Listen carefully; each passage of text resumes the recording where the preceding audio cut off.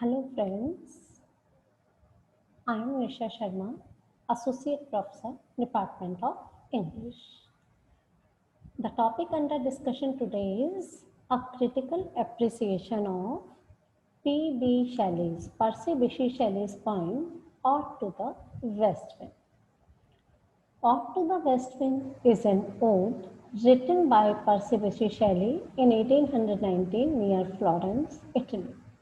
It was originally published in 1820 by Charles in London as part of the collection Prometheus Unbound, a lyrical drama in four acts with other poems. Perhaps more than anything else, Shelley wanted his message of reform and revolution spread, and the wind becomes the prop for spreading the word of change through the quiet prophet figure. Some also believe that the poem was written in response to the loss of its son William, born to Mary Shelley in 1890. The ensuing pain influenced Shelley. The poem allegorizes the role of the poet as the voice of change and revolution. At the time of composing this poem, Shelley, without doubt, had the Peterloo massacre of August 1819 in mind. His other poems written at the same time, The Mask of Anarchy, Prometheus Unbound, and England in 1819, take up these same themes of political change, revolution, and role of the poet. Now, the setting of the poem. According to Shelley's own note on the poem, Ode to the West Wind was composed in the woods near Florence, Italy in 1819. This poem was written in a wood that skirts the Arno near Florence and on a day when that tempestuous wind, whose temperature is at once mild and animating, was collecting the vapors which pour down the autumnal rains. The poem is thus linked for its poet at least to a specific time and place, but surprisingly, the poem doesn't really refer to that time and place. There are no specific references to Florence or the Arno River that runs through it. And the poem doesn't describe a particular gust of wind. Instead, the poem soars across the world, describing the west wind's effects on the earth, the sea, and the skies.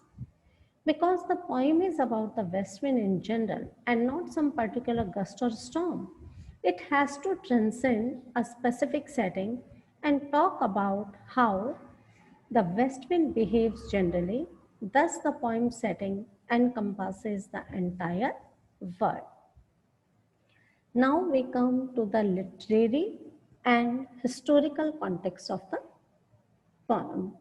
First is literary context. P.B. Shelley was an important poet in a movement known as Romanticism. Romanticism appeared at the end of the 18th century, around say 1780. It was a reaction to the intellectual and poetic trends that dominated in the 1700s. Prominent thinkers like Voltaire and Denis Diderot stressed the importance of reason, rationality, and science. Anything that wasn't reasonable and scientific, they rejected, treating it as backward and primitive. These thinkers had a big effect on poetry. Poets worked to purify their poems of anything that might be irrational or out of control. For early Romantic poets like William Wordsworth and Samuel Taylor Coleridge, this emphasis on reason and rationality felt limiting. Shelley, who wasn't even born until Romanticism had gotten underway, followed their example. But he, along with his peers, poets like John Keats and Lord Byron, felt that poets like Wordsworth had betrayed the movement they started, becoming too conservative as they aged. He hoped to restore Romanticism to its earlier, more revolutionary possibilities.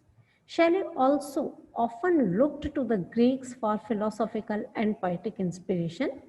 In Ode to the West Wind, he adopts the ancient Greek form of the ode. The ancient poet Pindar composed odes to celebrate the victories of athletes in the Olympic Games.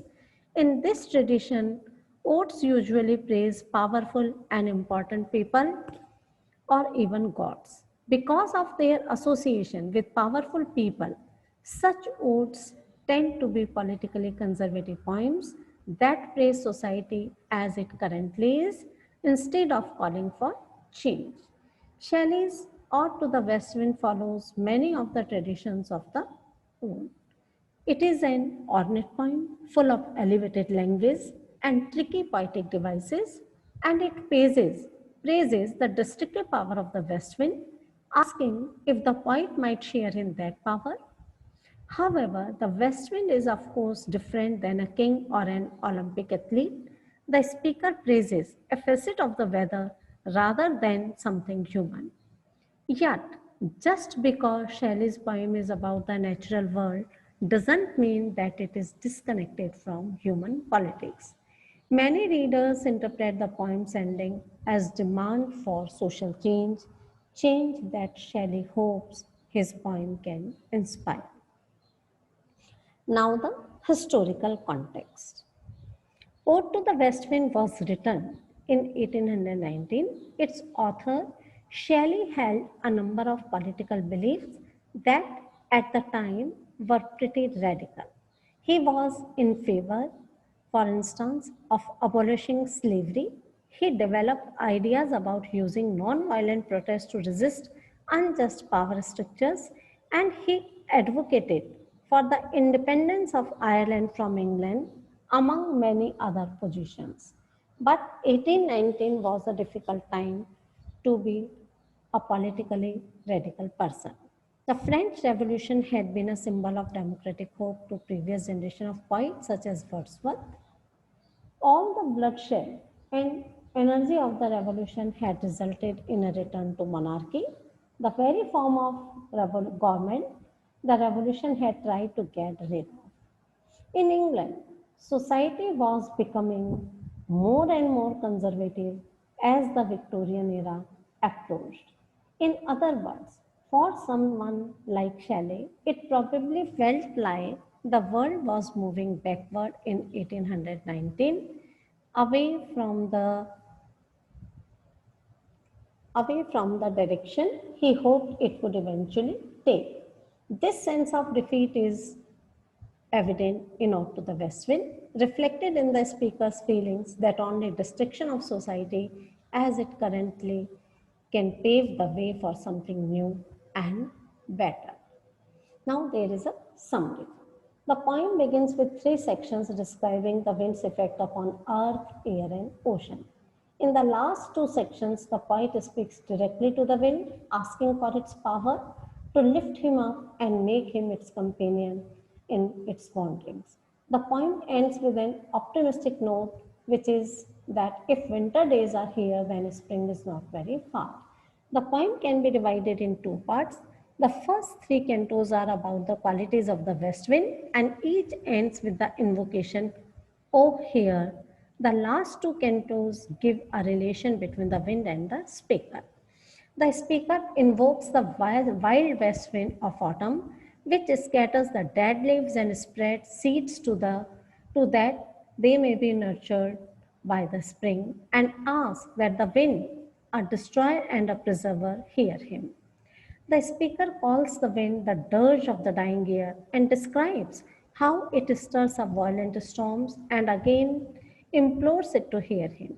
The speaker says that the wind stirs the Mediterranean from his summer dreams and cleaves the Atlantic into choppy chasm, making the shapeless follies of the ocean tremble, and asks for a third time that it hear him.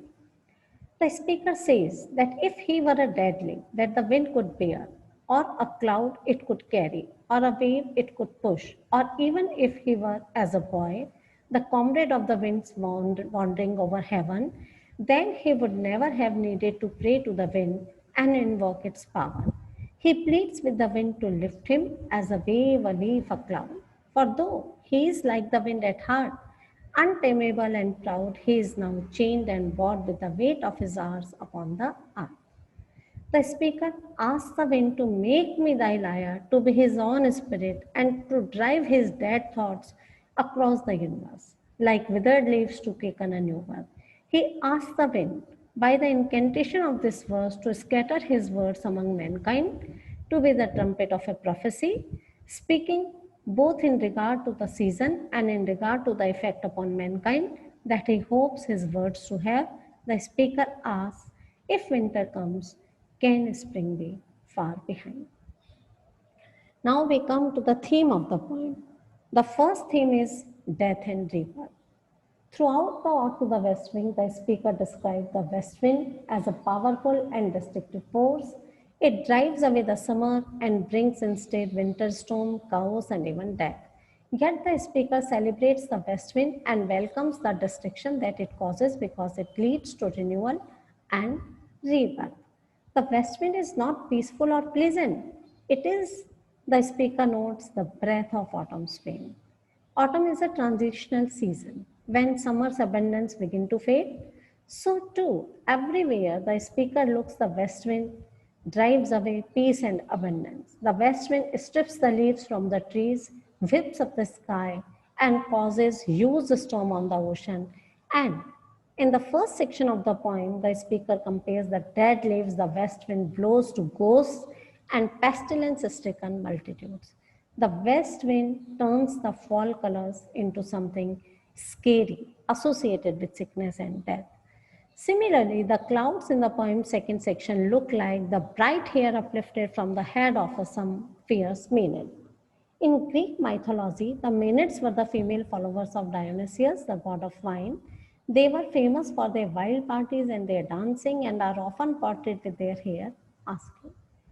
The west wind thus makes the clouds wild and drunk. It creates chaos, unlike its sister of the spring, which spreads sweet smell and beautiful flowers. The speaker associates the west wind with chaos and death. Yet, despite the destructive power of the west wind, the speaker celebrates it because such destruction is necessary for rebirth. As the speaker notes at the end of the poem's first section, the west wind is both a destroyer and preserver. These are the traditional names of two Hindu gods, Shiva and Vishnu. Vishnu's role is to preserve the world, Shiva is supposed to destroy it. The west wind combines these two opposite figures. As the speaker announces in the final lines, "O wind, if winter comes, can spring be far behind?" The west wind is able to merge these opposites because death is required for life and winter for spring. In order to have the beautiful renewal and rebirth that spring promises, one needs the powerful destructive force of the west wind. Next theme is poetry and rebirth. Throughout Ode to the West Wind, the speaker praises and celebrates the west wind's power. It is destructive, chaotic, and yet such destruction is necessary for rebirth and renewal. Indeed, the speaker so admires the wind that he wants to take, adopt, or absorb the west wind's power into his poetry. The speaker describes himself as a diminished person. He is chained and bound. Far from condemning the destructive power of the wind, the speaker hopes the west wind will revive him. At different points in the poem, the speaker has different ideas about what this might look like. Most simply, the wind simply becomes the speaker or becomes part of him. Be thou me, the speaker tells the wind. But the speaker also proposes more complicated interaction between himself and the wind. At one point, he asks the wind to make me thy lyre even as the forest did. In other words, he wants to be a musical instrument, specifically the lyre, the musical instrument that poets traditionally play while they perform their poems. In this scheme, the speaker helps the wind. He is like a musical accompaniment to it. The speaker doesn't take an active role, the wind does. These roles are reinforced later when the speaker imagines the wind driving my dead thought over the universe. It certainly seems that wind is doing the real work. The speaker wants to be or to help the west wind because he wants to create something new, to clear away the old and the dead. Under the west wind's influence, his or her dead thoughts will quicken a new birth. They will create something living and new. The speaker doesn't say exactly what new thing he hopes to create. It might be a new kind of poetry or it might be a new society. Indeed, many readers have interpreted the poem as a call for political change. Either way, for the speaker, that newness can't be achieved through compromise with the old and dead. It can emerge only through the cleansing destruction that the west wind brings. The poet has also made use of many symbols in the poem. We can study them one by one. First is seeds. In line 6 and 7, the speaker describes how the west wind carries winged seeds to their dark wintry bed. In other words, the wind knocks loose seeds from the plants, holding them, and carries the seeds to the ground where they lie all winter. This is something that really happens in the fall, and the speaker is partially describing little seeds involved in an actual natural process. But the seeds also play a symbolic role in the poem. They symbolize the possibility of rebirth and renewal. As the speaker notes in the next few lines, as soon as spring comes, the seeds sprout, producing sweet buds and living hues and odors. If the seeds are like corpses in their grave, then their rebirth in the spring is something like resurrection. Shelley was famously an atheist, and so this image of resurrection is notably secular. Instead of involving God, he portrays it as an entirely natural process. For all its destructive power, the west wind plays an important role in bringing about rebirth and renewal. Without it, the seeds would never get to the ground and start growing. In this way, the west wind earns the title the speaker gives it later in the poem. It is both a destroyer and a preserver. Then the symbol of flock. In line 11, the speaker describing the spring wind driving sweet birds like flocks to feed in air. In other words, the wind is like a shepherd. It helps bring out the buds of flower in the same way a shepherd drives their sheep, their flocks to pasture. This simile is already pretty complicated and it's made even more so by the symbol in the middle of it, the flock. Flocks of sheep are a traditional symbol in poetry for innocence and beauty. In pastoral poetry, a whole genre of poetry dedicated to talking about shepherds and sheep, the presence of the flock often suggests that the shepherd is free from politics and all the dirt and complication of life in the city. In this sense, the flock suggests an important contrast with the speaker's characterization of the west wind, which is so closely associated with death, violence, and chaos. As a symbol, the flock suggests a world where such negative things are of no concern because it is so pure, innocent, and beautiful. Next symbol is old palaces and towers. In line 33, the speaker described the blue Mediterranean asleep, dreaming of old palaces and towers. The speaker is careful to place this dream vision in a specific place, the Bay of Bays near Naples in Italy. And so the speaker may have specific buildings in Naples in mind, building he wants the reader to see in their mind, but the old palaces and towers also take on a symbolic significance in the line. They symbolize the past itself, history, the glorious accomplishments of previous generations. The personified blue Mediterranean looks at these symbols of the past with comfort and complacency. He doesn't feel any need to challenge or change them. It seems likely, though, that the west wind might feel differently. Indeed, the speaker brings the blue Mediterranean into the poem in order to draw a contrast between it and the violence and energy of the west wind. The symbol thus gives the reader a quite implicit hint. Part of what the speaker hopes the west wind will destroy is the past in order to make space for a new society to emerge. Next is thorns of life. When the speaker complains about falling on the thorns of life in line 54, he isn't talking about little thorns. Instead, the thorns are symbol for the difficulties that one faces in life, perhaps pain, disappointment, or aging. The speaker doesn't specify what exactly he is struggling with, what precise forces or feelings have limited his capacities and creative powers. What matters instead is simply that the speaker does feel limited and diminished, like he has lost something important about himself, something the west wind would help him regain. The thorns of life are thus a very vague general symbol. They stand for the difficulties that the speaker faces in general without embodying a particular or specific problem or disappointment. Next is blood. In line 54, the speaker uses the thorns of life as a symbol for the troubles and difficulty that he faces in his life without specifying what exactly he is struggling with. He ends the same line with another symbol, I bleed, he exclaims. Here, the blood that the speaker bleeds serves as a symbol for his disappointment and diminishment. He feels like he has lost something essential, important. He is less powerful and creative than he once was. The blood symbolizes this lost power, this lost aspect of his own personality. Liar. In line 57, the speaker expresses a strange desire. He wants the west wind to make him its lyre. A lyre is a small handheld harp.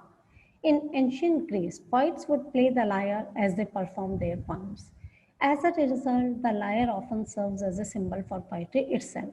It does that here. It symbolizes poetry, but the way the symbol is used in the poem suggests that the speaker has an unusual relationship with poetry. The speaker doesn't want to play the lyre. He wants to be the lyre, the instrument that the poet plays, in which case the west wind itself would be the poet. In other words, the poet is not asking the wind for inspiration or for it to make him into a poet. He wants to be in more subservient position. He wants to accompany the wind to help make the wind's poem sound sweeter. Ashes and sparks. In line 66-7, the speaker asks the west wind to scatter his words like ashes and spark among mankind. The ashes and sparks are symbolic. The speaker doesn't want to start a literal fire. Instead, he wants his words to serve as inspiration and encouragement, which will help people break free from the oppression they currently endure. The speaker never explicitly says what he wants to see change, but it seems to be something political. The ashes and spark are the symbols for the beginning of change, the start of a revolution, the opening of something radically new. And the last symbol is of spring. Throughout the poem, the west wind has been a force of destruction and death, but the speaker has celebrated its power. In the last line, it becomes clear why. The speaker wants renewal and rebirth, a transformation of society, and the wind helps to bring about that rebirth by sweeping away everything that has grown tired, old, and oppressive. In this sense, it is like winter, and the renewal that it promises to help bring about is like spring. Spring in the last line of the poem and also in line number 9 is thus a symbol for renewal and rebirth, the emergence of something radically new. This symbol is at the heart of the poem, the thing it wants to see happen. The poem is an ode to the west wind because the west wind, with all its destructive force, is necessary to make the symbol real. Now, form, meter, and rhyme scheme of the ode, west or to the west wind. Just as the title announces, Ode to the West Wind is an ode, a form that has existed in Western culture since the Greeks. As the ode has moved across language, cultures, and poetic tradition, it hasn't used a single meter or rhyme scheme. Instead, poets write odes in the forms that make the most sense to them. Shelley wrote his ode in terza rima, a form that the Italian poet Dante made famous in his depiction of hell in the Inferno. Furthermore, Shelley arranges his terza rima sections as sonnets, a form made popular in English by poets like William Shakespeare and Thomas More. To put that more bluntly, each section of the poem is its own sonnet.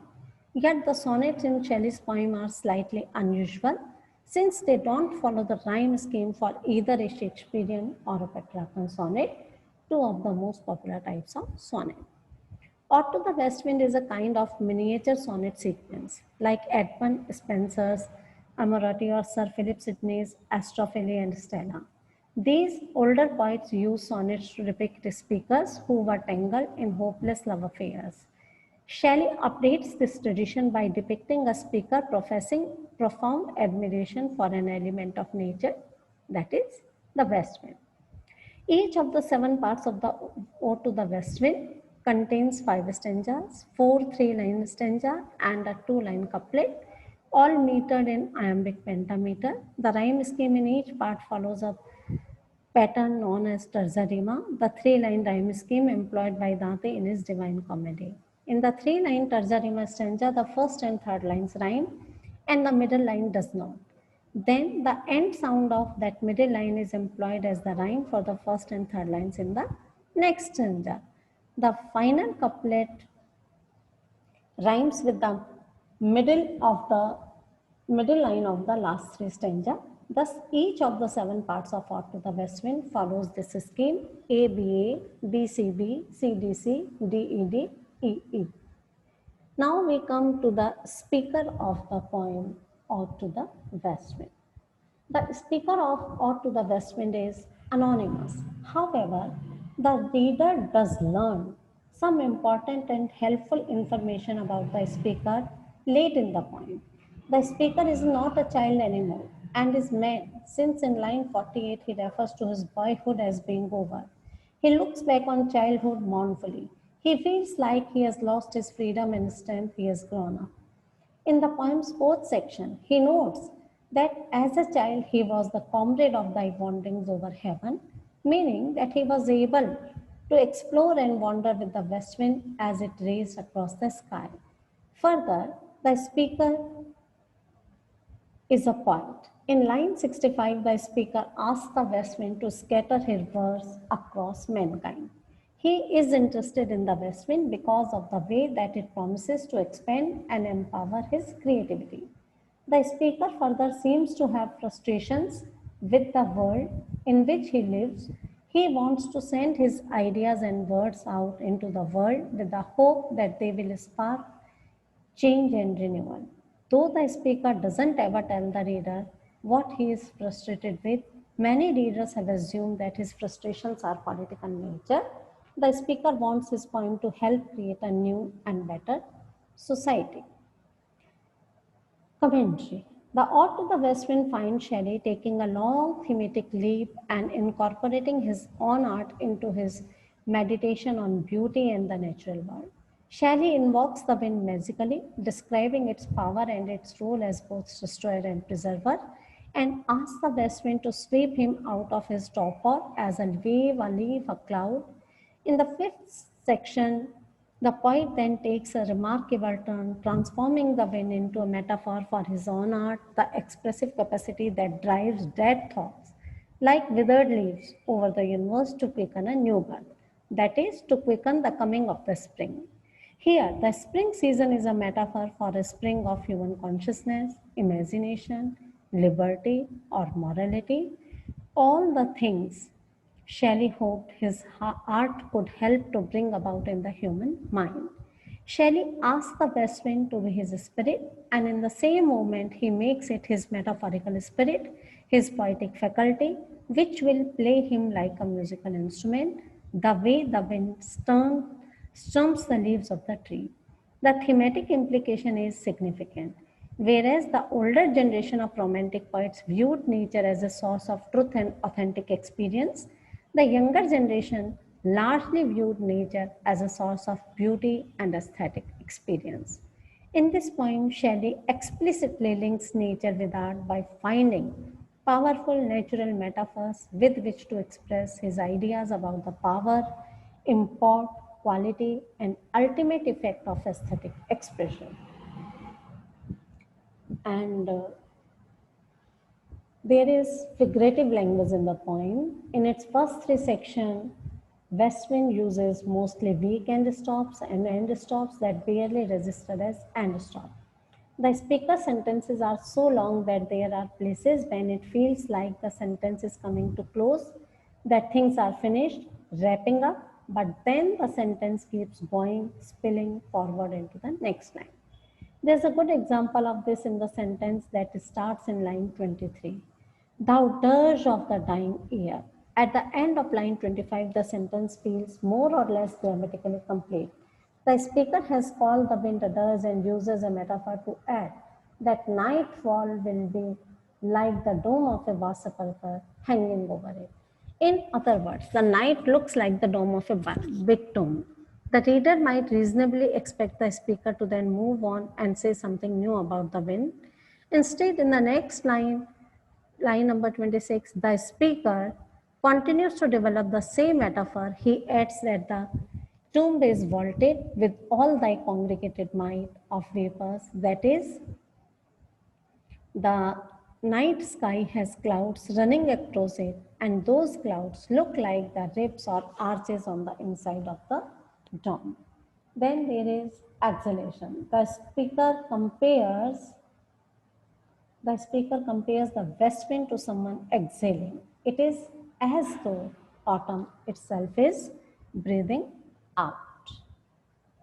Thank you.